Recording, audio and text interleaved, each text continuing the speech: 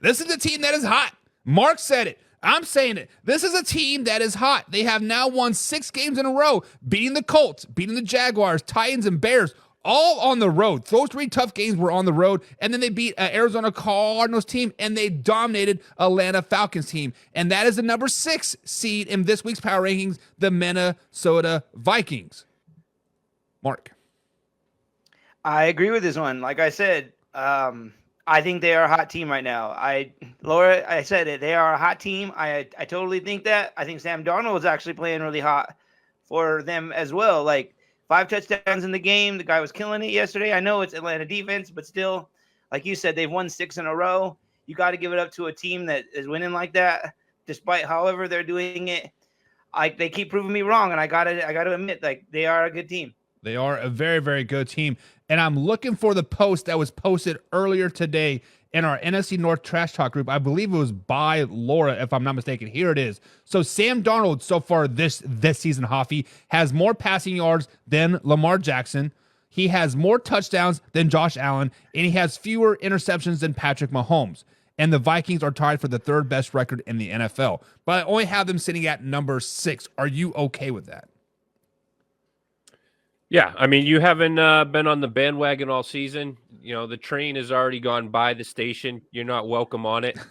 You know, you can hang out with Mike Moen. Is Mike a man or a girl? Because he looks like a dyke.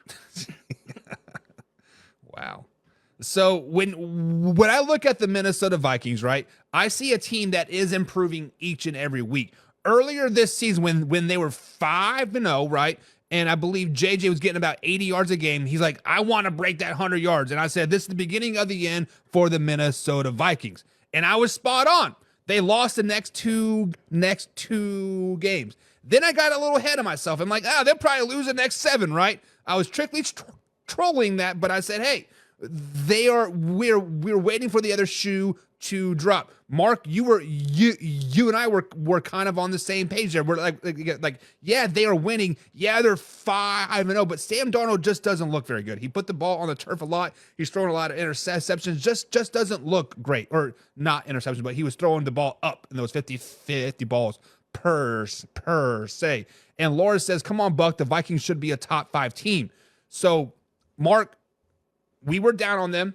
We are now saying that they're hot. They have won, 5-6 games in a row. They're looking like a potential top 5 team. How in your eyes, can they get into a top 5 spot?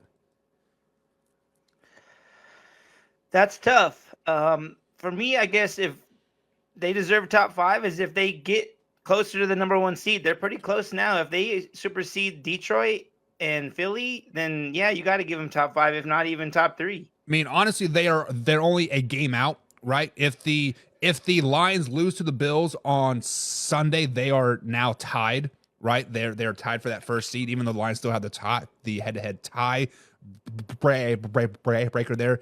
But Hoffy, it kind of sounds like you're kind of jumping on this Minnesota train. Are you on this train? I've been on the caboose for weeks. What are you talking about? Sam Darnold is him. You all talk about Baker Mayfield being, top 10 quarterback. We got to talk about Sam Darnold. So let me ask you this question, because I don't know the criteria of comeback player of the year now, because I know they changed it a little bit because Joe Flacco won it last season when he definitely shouldn't have. When he only played like 4 games or whatever it was. But should Sam Darnold be kind of deemed that kind of comeback player of the year? Coming back from the bench and coming into a starter and kind of being this great guy, Hoffy. Yeah, he was holding a water bottle for 17 weeks, 19 weeks, whatever it was last year. So to come back and, lead a team, and be battling for the number 1 seed or even your division, and for a conference championship. Yeah, I think that he's the definition of, what you would consider a comeback player of the year. Yeah, and Laura is loving the purple and gold jersey, AI jersey you got going on there as well. So yes, look, I Googled it. So he would fall in line with it. It says The Comeback Player of the Year award is an honor for a player who has demonstrated resilience in the face of adversity by overcoming illness, physical injury, or other circumstances that led him to miss playing time the previous season. So, yeah, he missed previous time last year because he really, is on the fence talent-wise. So I guess he would be considered that. Wow, I didn't know Mark knew how to read. Well, and I don't think that would qualify him because he wasn't injured, right? He was just a backup. So But it said he missed time for certain circumstances. That was a circumstance that he missed time for, that he wasn't the starter. So the circumstances was that he just plain sucked. Like, is that what it comes down to? But that's what it says, dude. Hey. So I guess. And he improved. Yeah. Okay. Yeah, I mean, so the Vikings are impressive right now. I do have them at number 6, moving up a spot into number 6 here. The reason why I do not have them in the top 5 because I think there are 5 teams that could beat them head to head right now, and the